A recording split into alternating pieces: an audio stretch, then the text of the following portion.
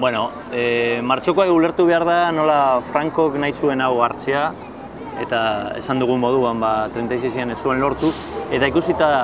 Guadalajaran italianoek eukizuten porrota, Molarekin batera adostu zuen Euskal Herrira berri dugu eltatzea, hau konkistatzeko, ze berantzako Bilbo hartzea eta Bizkaia osoa hartzea simbolo bat bihurtu zen,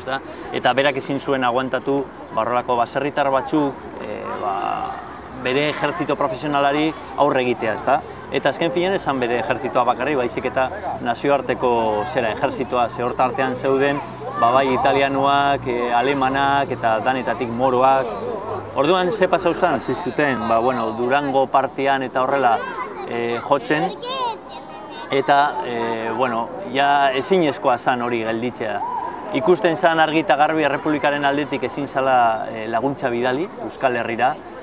Gogoratu behar dugu gobernua Valentzian zegoela,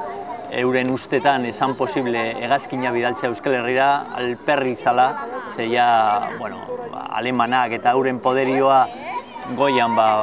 nabarmena zela, eta alemanek zer egin zuten, gero Bigarren Munduko Gerran abian erabili zituzten taktika militar guztiak hemen probatu. Hau da, Euskal Herri esan dezakegu izan zela lehengo lekua alde batetikan nola biztanle zibilei bonbeardatu zuten, kasu horretan horregaitik da oso simbolikoa zera, Gernikakoa, eta bestetik taktika militar aldetik, estrategia militarretatik erabilitako gauzak. Espainiako gerra arte zeinbat gerra ziren antzinako gerrak, hau da, kaballeria ligera, infanteria, lubakiza, baina leku jakin baten eta estabilizatuta frentia.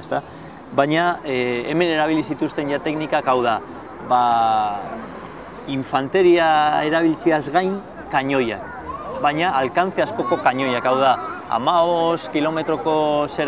tiroak bota eta orduka eta orduka jo eta jo eta jo egurra eman, eta horren ostian bombardaketak, zigortu lubakizak, bai kainoiekin zein abioiekin, eta eman eta eman eta eman, eta orduak eman ondoren, orduantxe etortzen zen infanteria, printzipioz dana garbituta egon behar zen lekuak errematatzeko. Horrelako taktika militarrak erabili zituzten hemen intxorta partean lehenbiziko aldiz eta gero zoritxarrez Bizkaiko erasoldian bebai. Erronka bat bihurtu zen ejertzito frankistaren txat, ze ikusita 36an nola gelditu zuten erasoa bertan, beraiek ezin zuten hori onartu. Orduan buru belarri sartu ziren horrekin, Martínez Campos generala gero izan zena Juan Carlos Erregearen irakaslea eta zegoen hor bateriak erabiltzen, Bergara partian, Labegaraia auzoan egin zuzen ere eta San Juan auzoan, eta apirilaren 20tik aurrera bertatik jo zuten erasoa, hor frente bat zegoen, Elgeta herria dagoen tokitik Udala auzoa parteraino, Udala dago Udalaiz mendiza onduan, hau da, Elorrizotik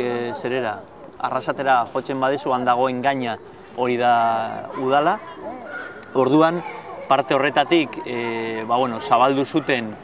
bitarte bat, hartu zuten Elorrizo, hau da, Elgeta eskina batetik gaindituta sartu ziren Elorrizon, eta ikusita guztiz inguratuta zeudela Elgetako defendatzaileak, apirilaren 24an alde izan behar izan zuten, ze gainera Elorrizon zeuden, aurreko partetibe bai, eta zegoen leku bakarra ies eitzeko Ibartikan izan zen. Eta Ibarren handik 2 egunera sartu ziren, hau da, apirilaren 26an. Aipatu behar da, hala ere,